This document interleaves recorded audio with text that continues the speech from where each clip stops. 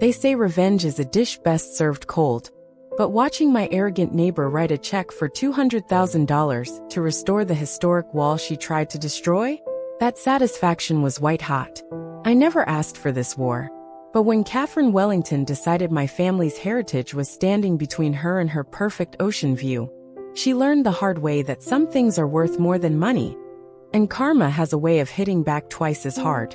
Before we continue, if you enjoy stories of justice served, make sure to click that subscribe button. This is the best way for you to support our work. Thank you very much, and let's continue. I never imagined I'd be thrust into a battle over my grandfather's legacy, but life has a way of throwing you into fights you never saw coming. My story isn't just about a destroyed wall or a spiteful neighbor. It's about standing your ground when someone tries to bulldoze not just your property, but your very history. And trust me, what happened next is something our quiet California coastal neighborhood still talks about today. The house that started it all has been in my family for 3 generations. My grandfather, James Miller, wasn't just any builder. He was an artist who worked with stone, and with the way others worked with paint and canvas. In 1952, fresh from serving in Korea, and with dreams as solid as the foundation he would lay, he purchased this hillside plot overlooking the Pacific. Back then, the area was mostly undeveloped, a hidden gem waiting to be discovered. While other veterans were buying prefab homes in the valley, my grandfather had a different vision. He spent 2 years building our craftsman home, pouring his soul into every detail. The River Rock wall that would later become the centerpiece of this story wasn't just a boundary marker. It was his masterpiece. I remember sitting on my father's shoulders as a child, while he told me the story of how Grandpa James would wade into the creek before dawn, sometimes spending hours selecting just the right stones. Each one had to speak to him, he'd say, had to tell him exactly where it belonged in the wall's intricate puzzle. The wall itself was a marvel of old-world craftsmanship, stretching 200 feet around our property in gentle curves that followed the natural contours of the land. Grandfather had developed his own technique for fitting the stones together, creating patterns that seemed to flow like the creek they came from. Metal reinforcements were hidden so skillfully within the structure that it took modern architects years to fully understand how he'd achieved such stability with seemingly loose-fitted stone. Growing up, that wall was my childhood companion. I learned to walk holding onto those smooth stones, spent countless hours tracing the patterns with my fingers, and eventually learned the art of maintenance from my father. Every spring, we'd inspect it together, carefully cleaning each stone and checking for any signs of wear. It wasn't just maintenance. It was a ritual, a way of connecting with the generations before me. "Remember, Daniel," my father would say, his hands covered in the same gray stone dust that had once covered his father's. "This wall isn't just rock and mortar. It's a testament to doing things right the first time, to building something that lasts." Those words would come back to haunt my neighbor in ways none of us could have predicted. Our neighborhood had changed over the decades, evolving from a modest coastal community into what real estate agents called a premium coastal enclave. The original homes, built by people like my grandfather, were gradually being replaced by modern mansions that seemed to compete for who could have the most glass walls and infinity pools. But our house, with its natural materials and modest footprint, remained a testament to a different time, when homes were built to last rather than to impress. I'd inherited the house 5 years ago after my father's passing, and I'd thrown myself into preserving every detail, just as he and my grandfather had.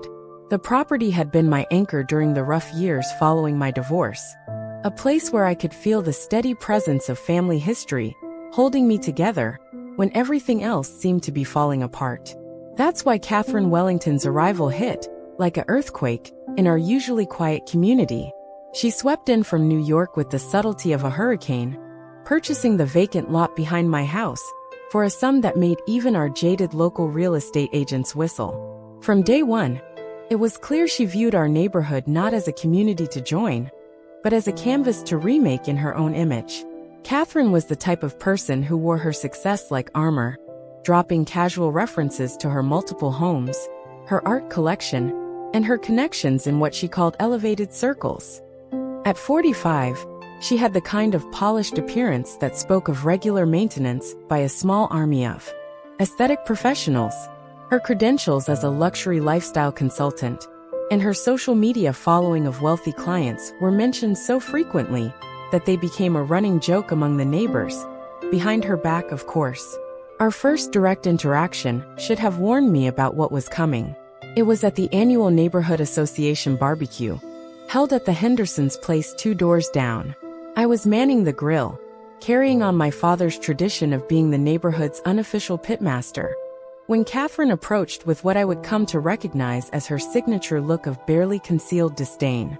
"You must be Daniel Miller," she said, managing to make my name sound like something that needed to be cleaned up. "I've been meaning to discuss your charming little property." I remember feeling a flicker of amusement at her careful choice of words. In Catherine's world, charming and little were the kind of backhanded compliments reserved for things she felt were beneath her notice. Still, I tried to maintain the friendly atmosphere that had always characterized our neighborhood relationships. "Welcome to the neighborhood," I replied, flipping a burger with practiced ease. "I heard you bought the Peterson lot. Any plans for building yet?" Her perfectly maintained smile tightened just slightly. "That's actually what I wanted to discuss. I'm working with Salvatore and Chun. I assume you're familiar with their work?" She barely paused for my response before continuing. "They've designed a magnificent contemporary home that will absolutely transform this area. The only small issue is that your house is somewhat impeding the intended sight lines." I remember feeling a slight chill despite the warm California afternoon. There was something in her tone that suggested this wasn't just a casual conversation about architecture. "Well, these old craftsman homes were built to work with the landscape," I offered, trying to keep things light. "My grandfather was pretty particular about preserving the natural character of the hillside." Catherine's laugh was like ice clicking in a crystal glass. "Oh, that's quaint. But surely you understand that times change. Progress is inevitable. I've been looking into the property values in this area, and I think you might be interested in what I could offer for your piece of history." That was the moment the battle lines were drawn, though I didn't fully realize it at the time. In Catherine's world, everything had a price tag, and the idea that someone might value something beyond its monetary worth was simply incomprehensible. The next few months would prove just how dangerous that mindset could be when combined with her particular brand of entitled determination. Looking back, I can track the escalation of tensions through the increasingly aggressive casual encounters we had around the neighborhood. Catherine had a talent for turning seemingly innocent comments into verbal daggers, each one carefully aimed at my resolve to keep my family home. At the local coffee shop. "Oh, Daniel, I just came from a fascinating lecture on sustainable urban development. Did you know that maintaining outdated structures actually has a larger carbon footprint than building new, efficient homes? Just something to think about." During a neighborhood council meeting, we really need to consider the overall property values of the area. 1. Rustic property can significantly impact the market potential of an entire street, even at the local farmers market. I was just reading about the maintenance costs of historic homes. It must be such a burden, especially for someone in your profession. She had a way of making my job as a high school history teacher sound like I was barely a step above unemployment. But it was the offers that really showed her hand. They started arriving in my mailbox, each one more aggressive than the last. The first was almost insulting in its presumption. $500,000 presented, as though she was doing me a favor. When that was met with a firm but polite rejection, the amounts began to climb. $750,000, $900,000. Finally, a jaw-dropping $1.2 million. Accompanied by a note that managed to make even that generous sum sound like charity. "Daniel, I'm trying to be reasonable here. This offer is well above market value for a property in this condition. Let's not let sentimentality cloud good business judgment." What Catherine failed to understand was that she was speaking a language I didn't care to learn. How do you put a price tag on the memories of helping your grandfather tend his vegetable garden? Or the marks on the kitchen doorframe showing your height through the years? What's the market value of the spot where your father taught you to change a tire? Or the porch swing where your mother read you stories on summer evenings? The tension reached a breaking point during what became known in neighborhood lore as the meeting. It was a regular neighborhood council session that turned into anything but when Catherine presented her plans for what she called the Wellington Vista. The architectural renderings showed a 3-story modernist structure that looked more like a small office building than a home, with vast walls of glass and cantilevered sections that seemed to deliberately overshadow the surrounding properties. The presentation was a masterclass in subtle intimidation. Catherine had brought along not just her architects, but a team of experts ready to testify about everything from property values to environmental impact. They had answers for everything, except the human cost of their ambitions. I wasn't planning to speak that night, but something in Catherine's smugly confident presentation pushed me to my feet. "I'd like to remind the council," I said, my voice steadier than I felt, "that this neighborhood was built by people who understood the value of working with the land, not against it. My grandfather's house and others like it were designed to preserve the natural beauty of this hillside, not to dominate it. The zoning laws protecting historic properties aren't obstacles to be overcome. They're safeguards of our community's character." The room fell silent. I could feel Catherine's glare boring into me as I continued. "These homes tell the story of our community. They're not just buildings, they're our heritage. And once we start treating them as inconveniences to be cleared away, we lose something we can never get back." The council voted to deny her variance request that night. As Catherine swept out of the meeting, her heels clicking against the floor like angry exclamation points, I caught a glimpse of something in her eyes that should have warned me. It wasn't just anger. It was the look of someone who had decided that if they couldn't win by the rules, they'd simply change the game entirely. I wish I could say I was surprised by what happened next, but there had been signs. The suspicious cars driving slowly past my house late at night.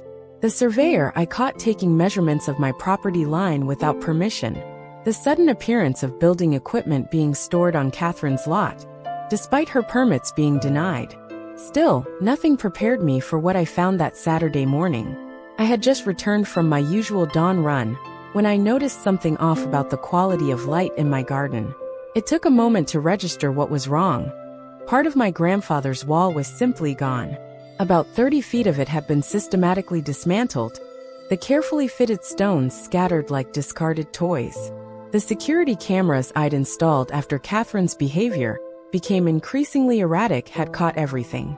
The footage showed a team of workers arriving just after midnight, working with the efficiency of long practice to deconstruct the wall. They were professionals, that much was clear, which made their actions even more egregious. They knew exactly what they were destroying. What happened next is a blur in my memory, but others have told me I was remarkably calm. I called the police first, then Maria Rodriguez, a preservation architect I'd befriended at a local historical society meeting months earlier. Maria had been helping me document the wall's historical significance, and her expertise would prove invaluable in what was to come. "Daniel," she said when she arrived, her voice tight with professional outrage, "this isn't just vandalism.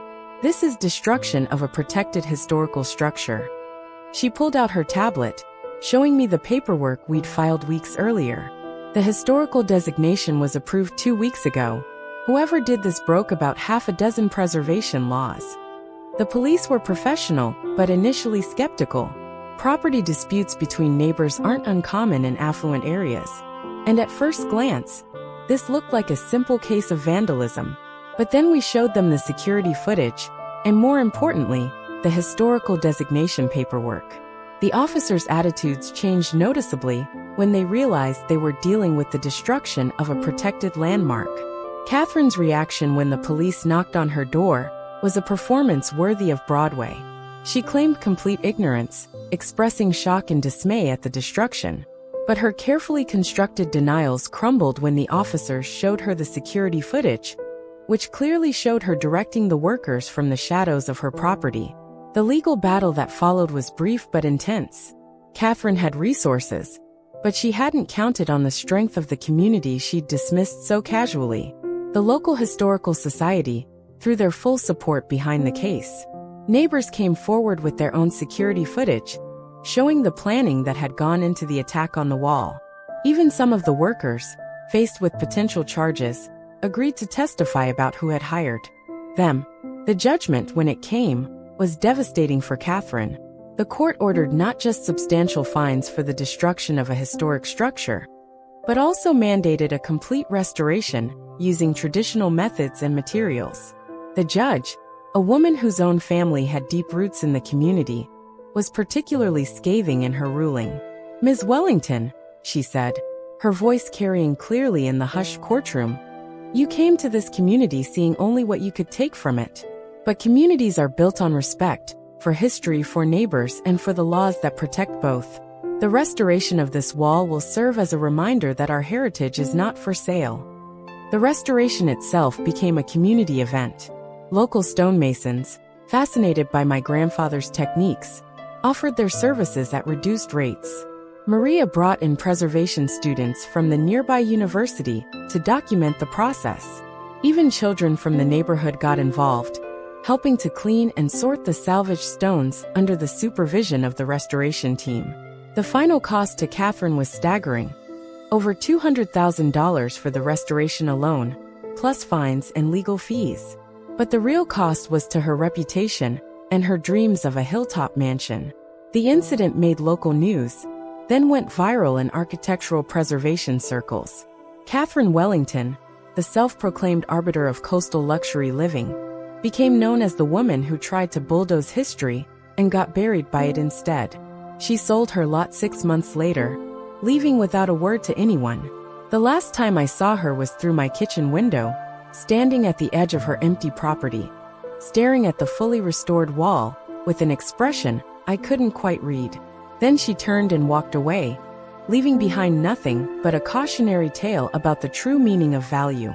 The young couple who bought the lot from her, Tom and Sarah Chen, couldn't have been more different. They sought out my input before even starting their design process, eager to create something that would complement the existing neighborhood character rather than overshadow it. Their home, now nearly complete, nestles into the hillside much as my grandfather's does, using natural materials and thoughtful design to become part of the landscape rather than dominating it. The wall stands stronger than ever. The years following Catherine's departure brought changes none of us could have predicted. The story of the wall began appearing in architectural journals and preservation magazines, drawing attention to our small communities stand against unchecked development. But more importantly, it sparked conversations about the meaning of home and heritage in an age of rapid change. My role as keeper of this story evolved in unexpected ways. Local preservation groups began asking me to speak at their events, sharing not just the tale of Catherine's revenge and its backfire, but the deeper story of how communities can protect their character while embracing thoughtful change. Each time I told the story, I discovered new layers of meaning in what had happened. The wall itself continued to yield surprises. During a particularly wet winter 2 years after the restoration, water seeping through the stones revealed a hidden feature of my grandfather's design: a sophisticated drainage system that had been protecting the hillside from erosion for decades. The discovery led to a detailed study by civil engineering students from Berkeley, who marveled at the intuitive genius of his approach. "Your grandfather was ahead of his time," Professor Zhang told me while examining the drainage channels. He understood principles of sustainable design that we're only now beginning to fully appreciate. This wall isn't just holding back Earth. It's working with natural forces in ways that modern engineers are still trying to perfect.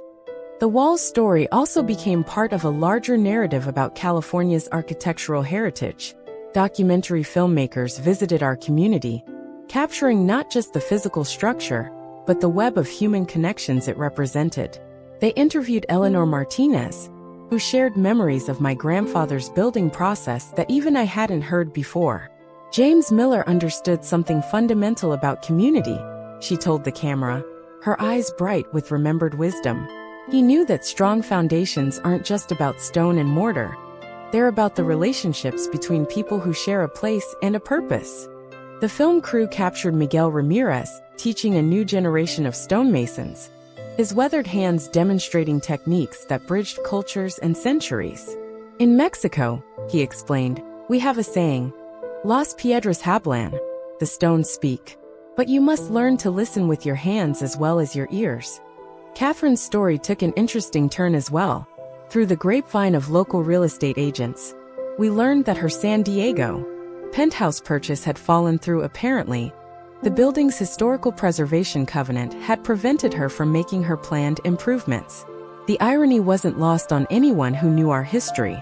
The Chun family's home became a case study in harmonious development, featured in architectural magazines and sustainable building journals. Their success inspired other property owners in the area to take a more thoughtful approach to renovation and construction. The result was a gradual transformation of our neighborhood that honored its past while embracing the future. Tom Chun often joked that they got more than they bargained for when they bought Catherine's lot. "We thought we were just buying a piece of land with a view," he said during a community garden party. "Instead, we became part of a living history lesson about the importance of building connections as well as houses." The wall's influence spread beyond our immediate community. Other neighborhoods facing similar pressures began reaching out for advice on protecting their historic structures. Maria Rodriguez, whose expertise had been crucial in our legal battle, developed a workshop series on community-based preservation strategies, using our story as a central case study. "What happened here isn't just about preserving old stones," she would tell her audiences.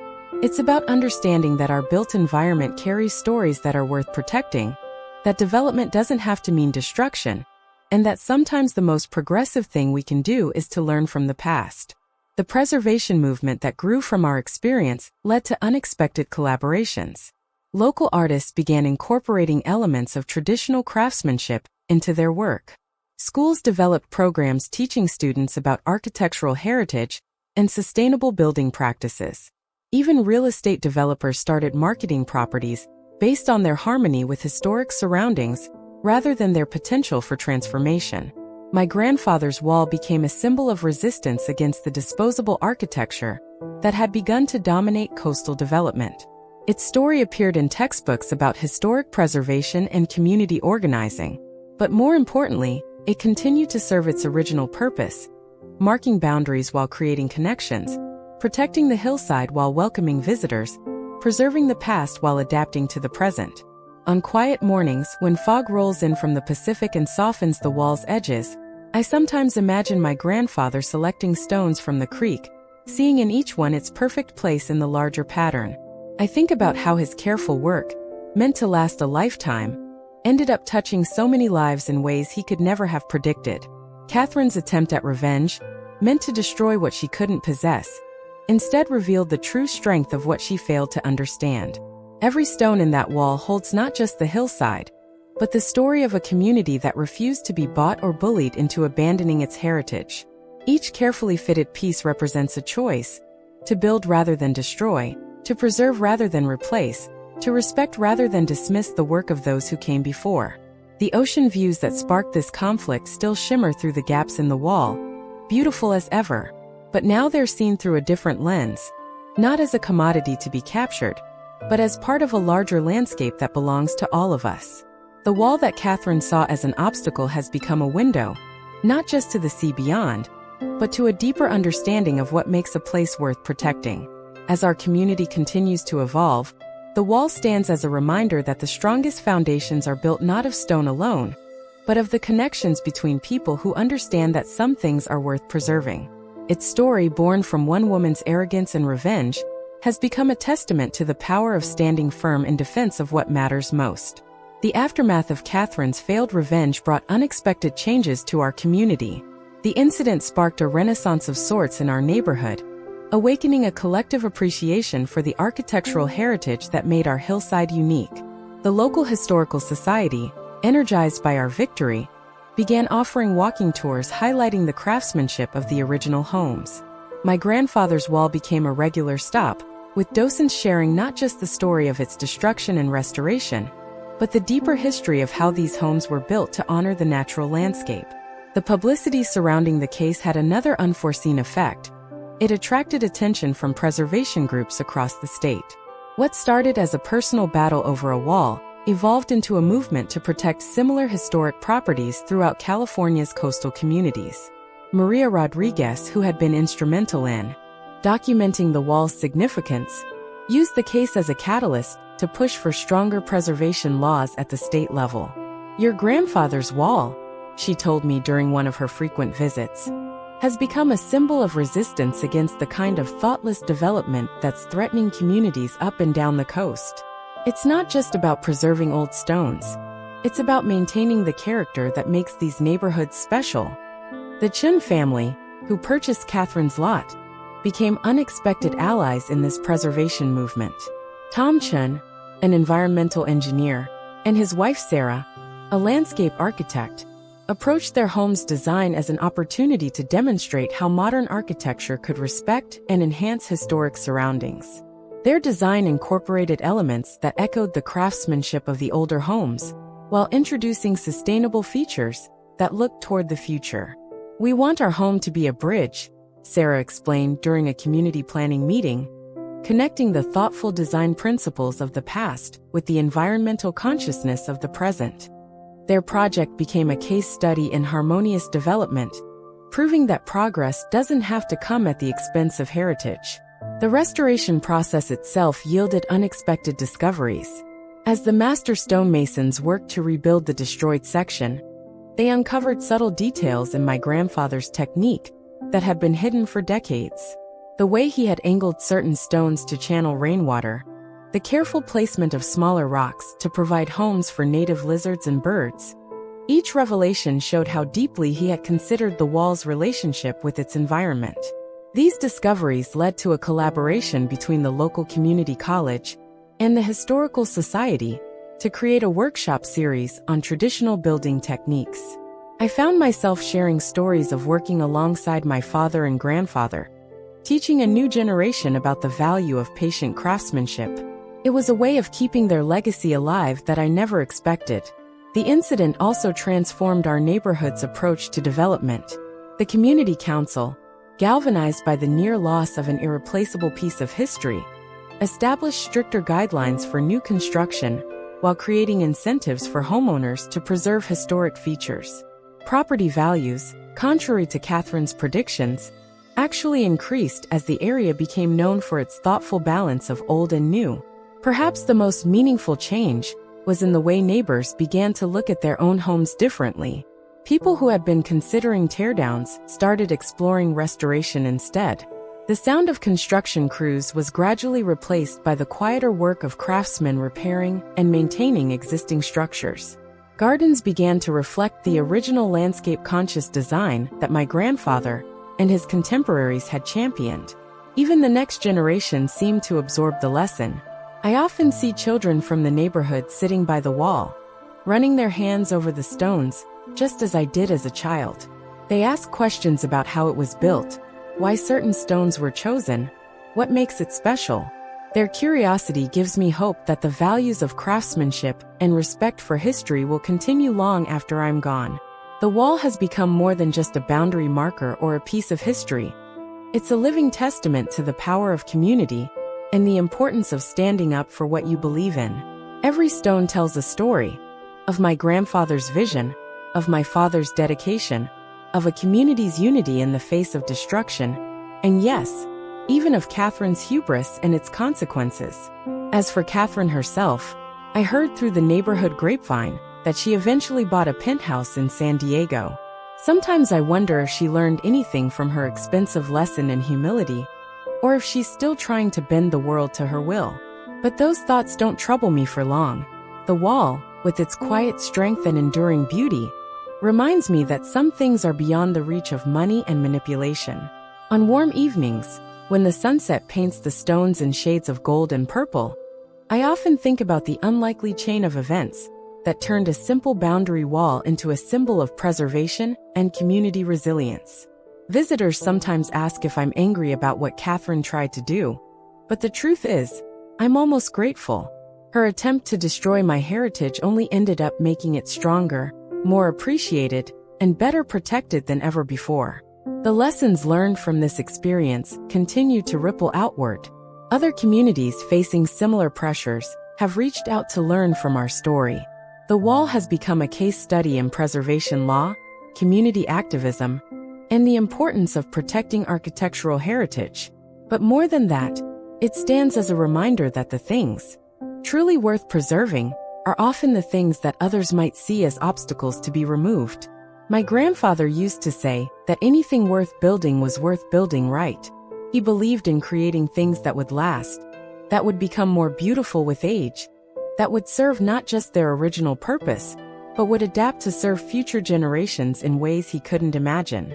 Looking at his wall now, seeing how it has become both a physical boundary and a symbol of our community's values, I know he would be proud. The wall still serves its original purpose of marking property lines and supporting the hillside, but it has taken on so many more meanings. It's a teaching tool, a gathering place, a reminder of what can be accomplished when people come together to protect what matters. The very qualities that Catherine saw as outdated, its solidity, its craftsmanship, its connection to the past, have proven to be its greatest strengths. And so the wall stands, each stone a chapter in our community's story. Through the careful gaps my grandfather left between the rocks, you can still see the ocean views that Catherine coveted so desperately. But now those views come with a deeper appreciation for the wisdom of working with the landscape rather than against it, of building in harmony with what exists rather than trying to dominate it. In the end, Catherine's revenge became her legacy, though not in the way she intended. Instead of being remembered as the woman who transformed our neighborhood with her modern mansion, she's remembered as the catalyst who helped us rediscover and strengthen the very values she tried to destroy. Her story serves as a reminder that true worth isn't measured in dollars or ocean views, but in the lasting impact we have on our community and the legacy we leave for future generations.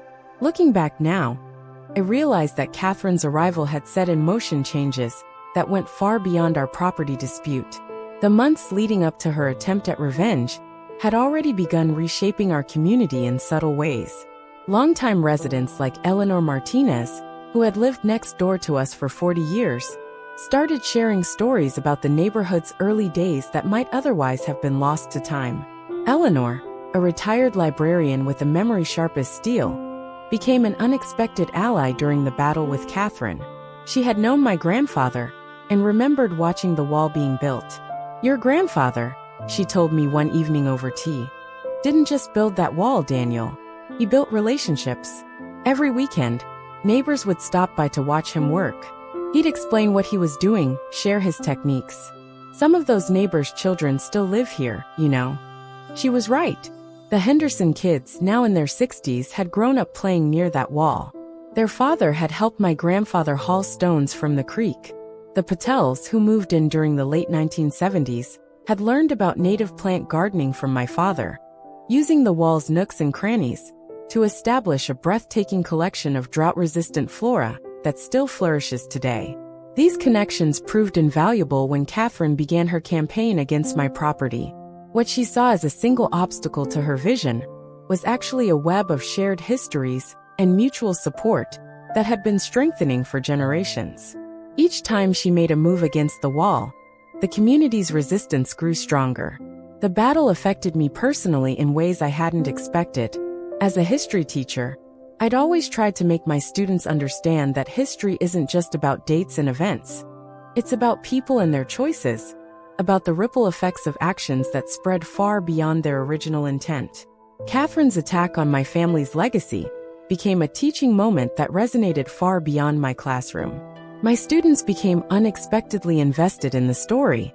When word got out about the wall's destruction, many of them visited on their own time, documenting the damage and restoration process for a project that would later win recognition at the state level. Their fresh perspective helped me see the situation in a new light, not just as a personal attack, but as a moment of choice between preserving history and surrendering to short-term gains. The legal proceedings revealed interesting details about Catherine's background that helped explain, though not excuse, her actions. Court documents showed a pattern of similar behavior in other communities where she'd lived: attempts to bypass regulations, disputes with neighbors over property rights, a consistent disregard for local preservation efforts. It painted a picture of someone who had spent her life trying to shape the world to her specifications, regardless of the cost to others. This insight came from an unexpected source: Catherine's former neighbor in New York, who reached out after seeing the story online. She did the same thing here, the woman explained in a long email. Tried to force out a family that had lived in their brownstone for generations. When they wouldn't sell, she made their lives miserable until community pressure finally forced her to back off. Some people never learn that money can't buy everything. The restoration process became a sort of community celebration. Local businesses contributed to the effort in their own ways. The coffee shop on the corner provided free drinks for the workers. The hardware store offered materials at cost. Even the local elementary school got involved, with students creating a mural depicting the wall's history as part of their art program.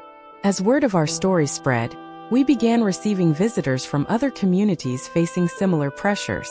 They came seeking advice on how to protect their own historic properties, how to build community support, how to resist the tide of unchecked development. Each visit reinforced the importance of what we were fighting for. The wall itself seemed to take on new life during the restoration. As layers of time were carefully peeled back, we discovered small treasures that added to its story. A child's marble lodged between stones, old coins that had slipped through cracks, even a perfectly preserved letter from the 1960s that had somehow found its way into a hollow space. Each discovery was carefully documented and preserved, adding to the wall's historical record. The restoration team, led by master stonemason Miguel Ramirez, approached the project with a reverence that would have made my grandfather proud. Miguel had learned his craft from his own grandfather in Mexico, and he saw the project as more than just a job. Each stone, he explained to a group of fascinated onlookers, has its own voice. Our job is to listen and help it find its place in the larger story. Catherine's departure from our community didn't end the story. In many ways, it was just the beginning. The publicity surrounding the case caught the attention of state legislators who were working on updating California's historic preservation laws. Our experience helped shape new protections for historic properties, ensuring that other communities wouldn't have to fight the same battles we did. The Chun family's approach to building their new home became a model for sustainable development that respects existing community character. Their design incorporated elements that echoed the craftsmanship of my grandfather's wall, while introducing modern sustainable features. Solar panels were integrated seamlessly into the roofline, and a gray water system fed gardens that complemented the existing landscape. Their home's completion was celebrated with a community open house that felt more like a family reunion than a formal event. Standing in their beautifully designed living room, looking out through carefully placed windows that framed views of both the ocean and my grandfather's wall, I felt a sense of everything coming full circle. Tom Chun, raising a glass during the celebration, summed it up perfectly. "We didn't just build a house," he said. "We joined a story that was already in progress. Our chapter is just one of many, and we're honored to be part of it." The wall has become a living classroom of sorts. Architecture students sketch its details, masonry apprentices study its techniques, and local schoolchildren learn about history and community through its story. But perhaps its most important lesson is one that Catherine never understood: that true value isn't measured in square footage or view corridors, but in the connections we build and the legacy we leave behind. My grandfather's wall still stands as it has for over 70 years, its stones holding not just the hillside but the stories of our community. Through its carefully placed gaps, you can see the ocean that Catherine coveted so desperately, but you can also see something far more valuable. A reminder that some things are worth more than money, that community is stronger than individual ambition, and that sometimes the greatest revenge against those who would destroy what you love is to make it stronger than ever. Now, its restored section blending seamlessly with the original work. If anything, the attack on it only served to strengthen its significance. The County Historical Society now uses it as an example in their preservation workshops, and architecture students occasionally stop by to study its construction techniques. But the wall's greatest victory might be in what it represents to our community. It stands as a reminder that some things can't be bought or bullied into submission, that history, craftsmanship, and community are values worth fighting for. The ocean views that Catherine coveted so desperately are still there, visible through the carefully placed gaps my grandfather left in the stonework. He understood something that Catherine never could: that true beauty lies in working with what exists, not in destroying it for your own gain. Sometimes in the evening, I sit on my porch with a cup of coffee, running my hands over the cool stones of the wall just as I did as a child. I can feel the connections there, to my grandfather's craftsmanship, to my father's careful maintenance, to the community that came together to protect it. And I think about how Catherine's attempt to destroy this piece of history only ended up making it stronger, more valued, more protected. The story of the wall has become part of our neighborhood's folklore, shared at community gatherings and retold to newcomers as a reminder of what makes this place special. But for me, it's more than just a good story. It's a testament to the power of standing your ground when what you're protecting is worth more than money can buy. Catherine's revenge scheme didn't just fail. It reinforced everything she tried to destroy: my home, my heritage, and our community's commitment to preserving its unique character. As for those ocean views she coveted so desperately, they're still best seen from my garden, through the gaps my grandfather thoughtfully left between the river rocks, natural windows to the world beyond, designed by someone who understood that true beauty lies in working with your surroundings, not against them. And now they tell a new story, about how one woman's arrogance and revenge led to her own downfall, while the very thing she tried to destroy stands stronger than ever.